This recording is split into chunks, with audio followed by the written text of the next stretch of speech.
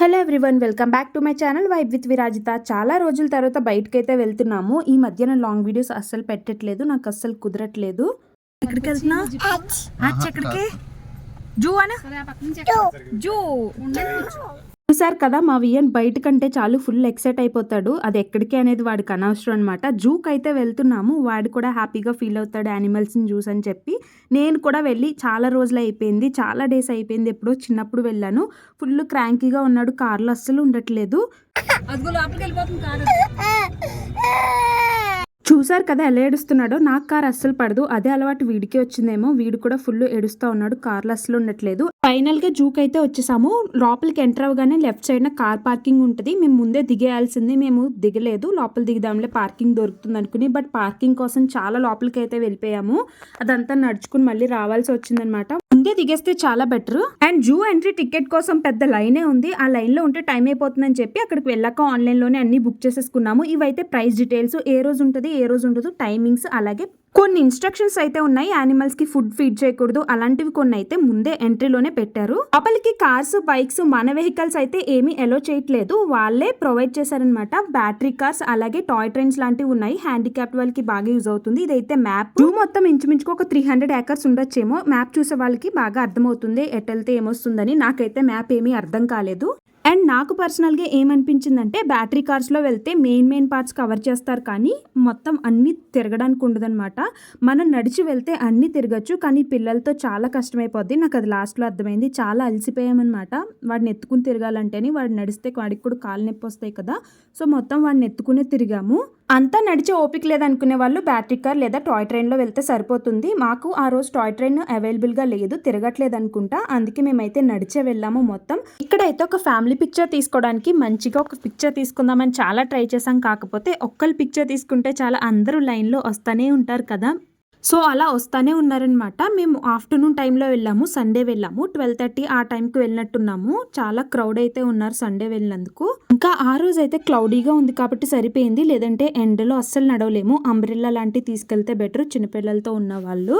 వెళ్ళాక నాకేమనిపించిందంటే, నా దగ్గర సెల్ఫీ స్టిక్ ఉంది, అరే తీసుకెళ్ళొచ్చు కదా, మర్చిపోయానే అని అనిపించింది. మార్నింగే కంగారులో వెళ్ళిపోయాము. అప్పటికి చాలా కవర్ చేసాం. కాకపోతే ఒక బటర్ఫ్లై పార్క్, డైనోసార్ పార్క్, అలాగే అక్వేరియం అనుకుంటా, ఆ 3 అయితే మిస్ చేసాము. రిమైనింగ్ మొత్తం కవర్ చేసాం మాక్సిమం. అండ్ ఫస్ట్ టైం నేను వైల్డ్ సఫారీ ఎక్స్పీరియన్స్ కూడా చేశానన్నమాట. నేను ఫస్ట్ టైం వైల్డ్ సఫారీకి వెళ్ళడము. నేను చాలా ఎక్సైటెడ్ గా అయితే వెళ్ళాను. వ్లాగ్ చివరి వరకు చూడండి, వ్లాగ్ అయితే కంటిన్యూ చేస్తాను. హాయ్ చెప్పు చెట్టు.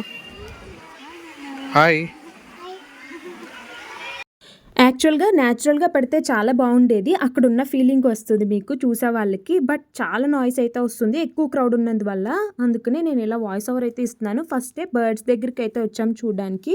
డిఫరెంట్ ప్యారెట్స్ అయితే ఉన్నాయి, డిఫరెంట్ బర్డ్స్ అయితే ఉన్నాయి. మా వాడికి ఇవి పెద్దగా నచ్చలేదేమో, రోజు బయటే చూస్తాం కదా అనుకున్నాడో ఏమో, కానీ ఫుల్ క్రాంకీ అవుతుంటే వాడికి ఒక లాలీపాప్ ఇస్తే సైలెంట్ గా అయితే చూస్తున్నాడు అనమాట. మేము ఆఫ్టర్నూన్ టైంలో వెళ్ళాం కదా, ఫుల్ గా తినేసి ఉన్నాయో ఏమో, కానీ అసలు ఏవి అయితే కదలట్లేదు, అన్ని పడుకుని ఉన్నాయి లేదా సైలెంట్ గా ఉన్నాయి.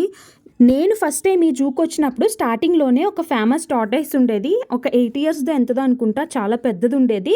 దానికోసం వెతికాను కానీ నాకు ఎక్కడ కనపడలేదు. మా వియన్కి టార్టాయిస్లు అంటే చాలా ఇష్టం. వాడి ఎక్స్ప్రెషన్ క్యాప్చర్ చేద్దామని వీడియో తీస్తుంటే ఫోన్ తీసేసరికి ఆపేసేవాడు.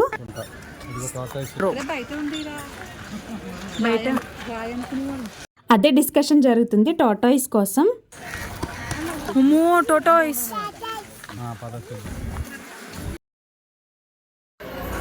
స్నేక్స్ అక్కడ ముందు. మరి ఇక్కడే మోనీ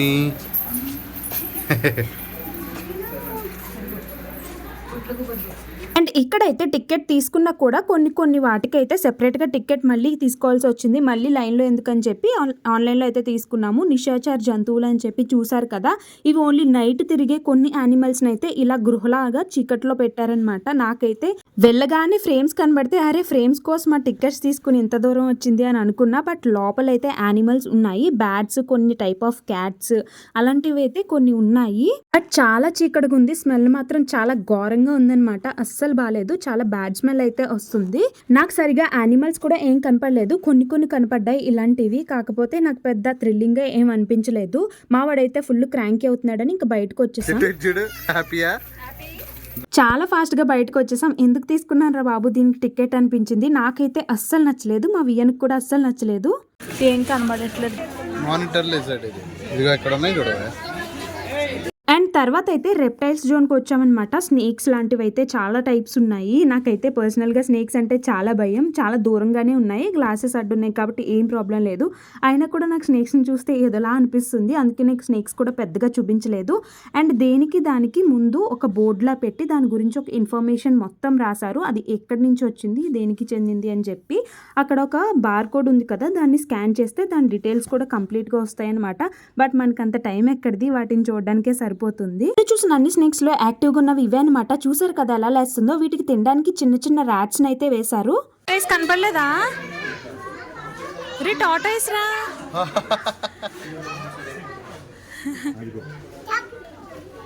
టప్పు కొడతావా? టప్పు కొట్టకూడదు. ఆగు. Stop stop.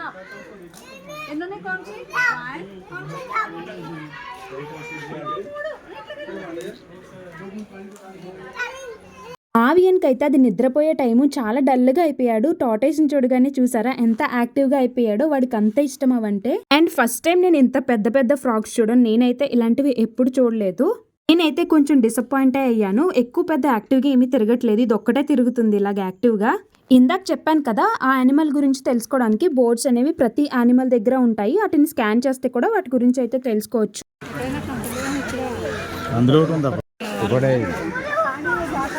బతికింది చూడు, చచ్చిపోయింది తెలియదు, బతికింది తెలియదు అని అన్నావు కదా ఇందాక. కింద చూసుకోండి, కింద చూసుకోండి.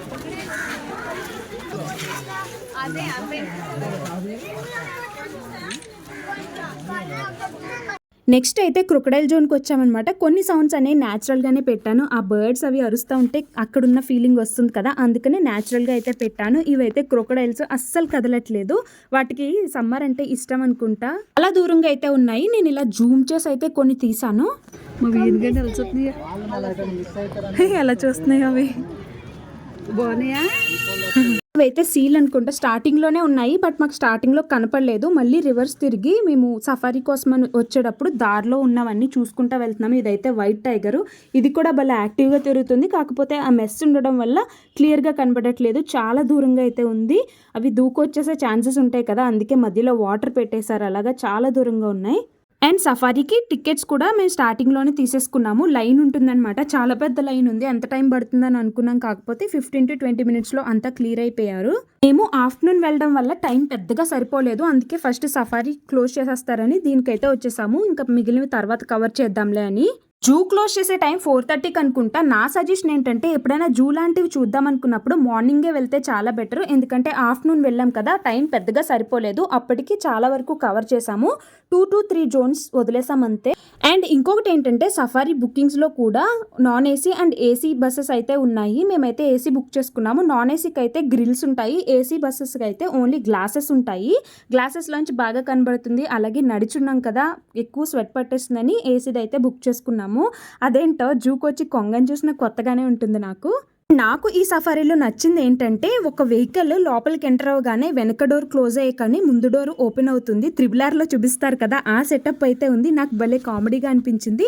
బట్ అలా ఉండడం చాలా బెటర్. సేఫ్టీ మెజర్మెంట్స్ అనేవి చాలా ఇంపార్టెంట్ కదా. అండ్ ఇక్కడ నుంచి అయితే సఫారీ జర్నీ స్టార్ట్ అయింది. ఫస్ట్ టైం కదా, కొంచెం ఎక్సైట్మెంట్ ఉంటుంది కదా. నాతో పాటు మీరు కూడా వచ్చేయండి. వ్లాగ్ అయితే కంటిన్యూ చేస్తాను, స్కిప్ చేయకుండా చివరి వరకు చూడండి.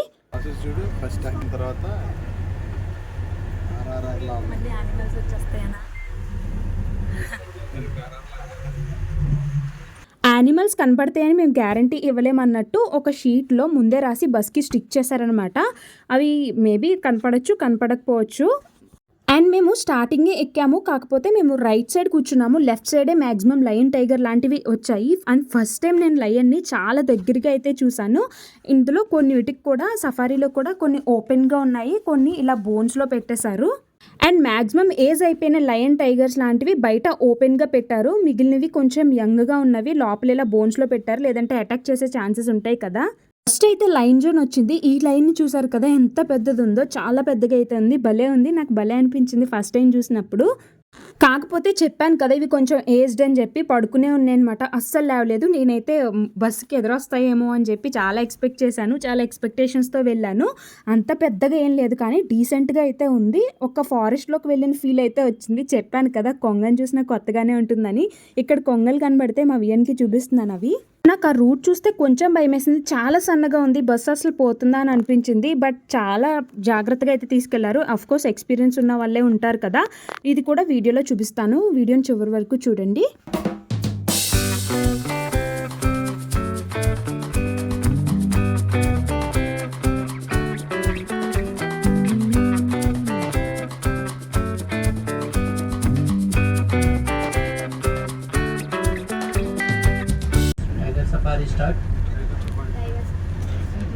టైగర్ సఫారీ అంట.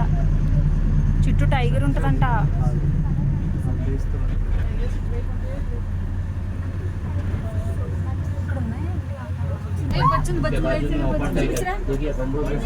చూసావా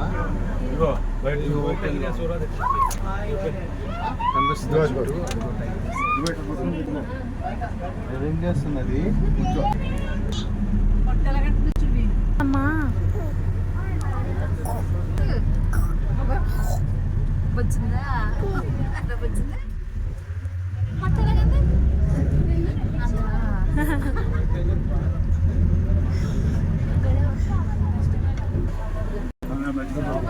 అందులోపల ఉంది.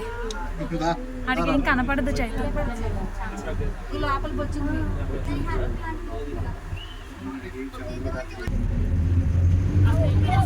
Like it like it.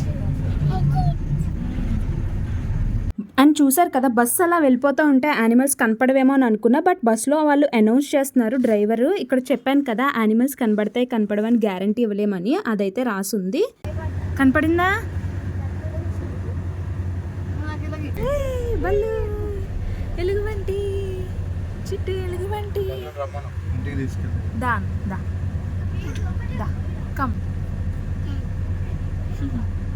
చెప్పు హాయ్. How are you? ఉమ్మా ఉమ్మా.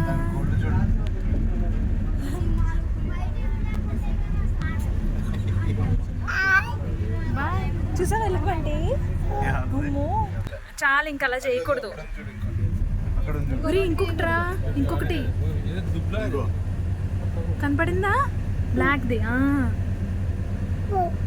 ఒకటి ఉందిరా. అది కాదు మావయ్య, అది అక్కడ ఉంది. ఇది వేరేది. చూసావా? Like it chit. You like it? You like it?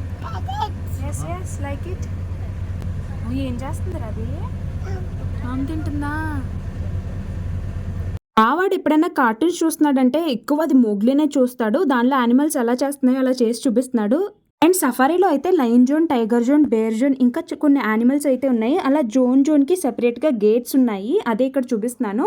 అలా గేట్స్ ఉండడమే చాలా బెటర్. ఎందుకంటే బయట ఉండే యానిమల్స్ వేరే జోన్లోకి వెళ్ళే ఛాన్సెస్ ఉంటాయి కదా, అటాక్స్ జరుగుతూ ఉంటాయి. సో అందుకే ఇలా గేట్స్ అయితే ఉన్నాయి.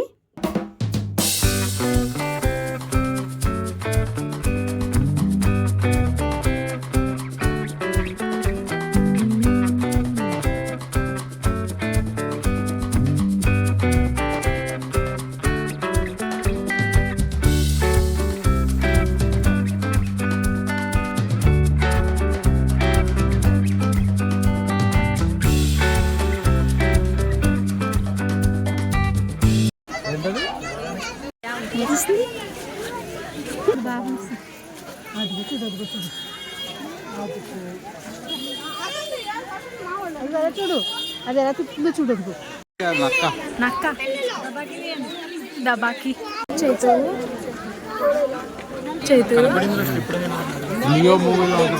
అండ్ సఫారీ అయిపోయాక రిమైనింగ్ యానిమల్స్ ని కవర్ చేస్తున్నాము. ఇక్కడైతే పడుకున్న సింహాన్ని అరిచి మరీ నిద్రలేపుతున్నారనమాట అందరూ.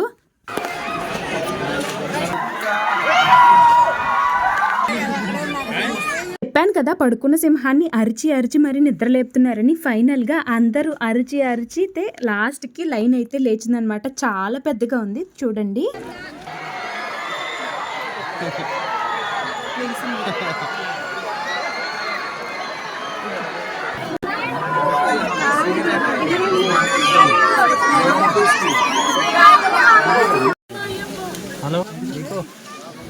కనిపిస్తుందా?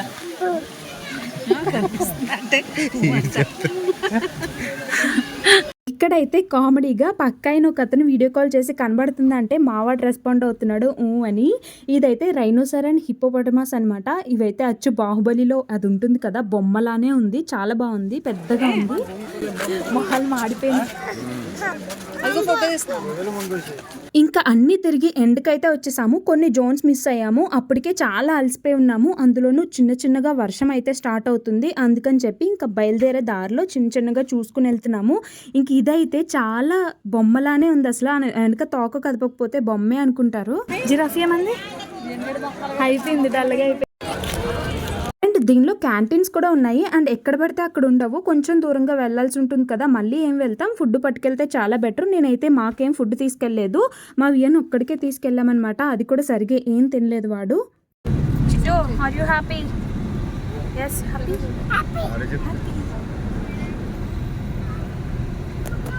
ఇదైతే Belgium chocolate waffle, first time తింటున్నాను, చాలా టేస్టీగా ఉంది, నాకైతే చాలా బాగా నచ్చింది.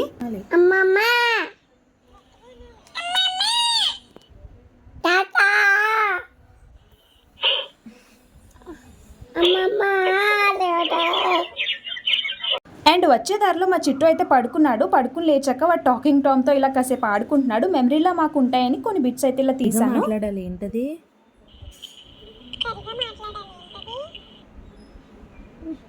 నేను చెప్పింది కూడా అనేస్తుందిరా.